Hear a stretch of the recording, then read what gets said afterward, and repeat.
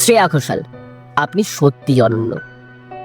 প্রথমে স্টেডিয়াম ভর্তি দর্শকের সামনে মায়াবিনী গিয়ে জুবিন গার্গকে শ্রদ্ধা জানালো, আর তারপর দেশের জাতীয় সঙ্গীত গিয়ে দেশবাসীর মন জয় করলেন আপনি।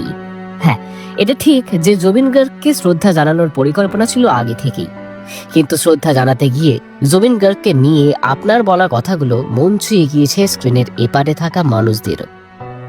মায়াবিনী গানটি গাওয়ার আগে দাদা সম্বোধন করে শ্রেয়া বললেন, জুবিনদা, আমরা তোমায় মনে করছি, আমরা তোমায় উদযাপন করছি। আজ এই নদী, এই পাহাড়, পাখি, আকাশ, বাতাস, আমরা সবাই আজ তোমার জন্য গাইব, কারণ তুমি আমাদের ইন্সপিরেশন। আর তারপর গাইলেন জুবিন গার্গের অন্যতম প্রিয় গান মায়াবিনী। গোটা আসাম আজ চোখে জল নিয়ে উদযাপন করলো জুবিন গার্গের স্মৃতি। আর আবারও প্রমাণিত হলো, শিল্পের কখনো মৃত্যু হয় না।